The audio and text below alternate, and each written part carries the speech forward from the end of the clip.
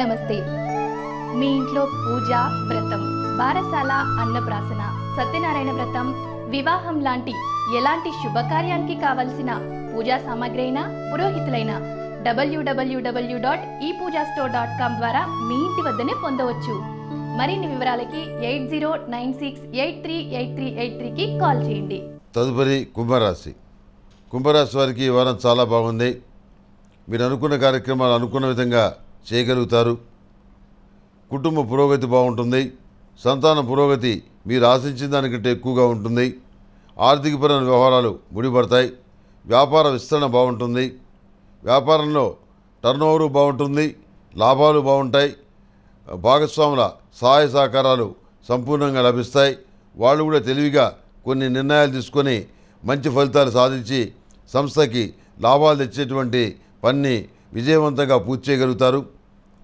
Civil సర్వీసులకు prepare అయ్యే వాళ్ళకి, bank ఎగ్జామ్స్కి ప్రిపేర్ అయ్యే వాళ్ళకి, పోలీసు అధికారుల పోస్టులకి ప్రిపేర్ అయ్యే వాళ్ళకి, ఏదైనా సరే పోటీ పరీక్షలకు హాజరయ్యేటువంటి ప్రతి ఒక్కళ్ళకు కూడాను ఈ వారం చాలా సానుకూలమైన ఫలితాలు ఉన్నాయి.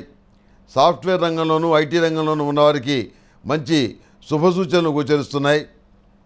కెరియర్ పరంగా మంచి గ్రోత్ రాబోతుందని తెలుసుకుంటారు.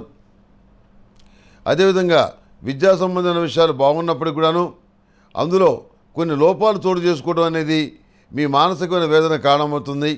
సమాజ దృష్టితోటి కొన్ని విషయాలు ఆలోచిస్తారు. ఏమిటి సమాజంలో జరుగుతున్న సంఘటనలు ఏంటి, మనం జీవిస్తున్నటువంటి విధానం ఏంటి, సమాజం ఎందుకని ఈ విధంగా కమర్షియల్ అయిపోయింది, చదువుకునే వాళ్ళకి మంచి అవకాశాలు ఎందుకు రావట్లేదు, మంచిగా పరీక్షలు రాసే వాళ్ళకి ర్యాంకులు ఎందుకు రావట్లేదు, ఇలాంటి సమస్యలన్నింటికి కూడాను కొన్ని ఇలాంటి సమస్యలన్నింటికి కూడాను పరిష్కారం లేనటువంటిగా మీరు భావిస్తారు.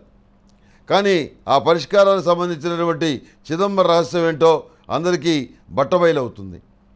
మానసికమైనటువంటి సంతోషాన్ని కలిగి ఉంటారు.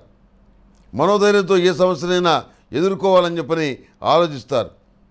ఎవరో చేసిన తప్పిదాలకి మనం ఇబ్బంది పడటం అనేది కరెక్ట్ కాదు, మన వరకు మనం ధైర్యంగా ఉండాలి అని మీరు నిర్ణయం తీసుకుంటారు.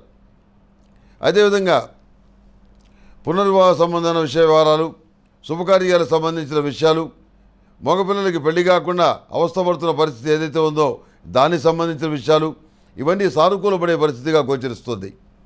ఈ రాశిలో జన్మించినటువంటి స్త్రీలకి అత్యంత ఆత్మీయుల వల్ల మానసికమైనటువంటి ఇబ్బంది ఏర్పడుతుంది. చాలా బాధపడతారు. వాళ్ళు గతంలో మాట్లాడిన మాటలకి ఇప్పుడు మాట్లాడిన మాటలకి ఉన్న తేడాన్ని బేరీజు వేసుకొని చాలా ఇబ్బంది పడతారు. ఇది కొంతమంది విషయంలో మాత్రమే జరుగుతుంది.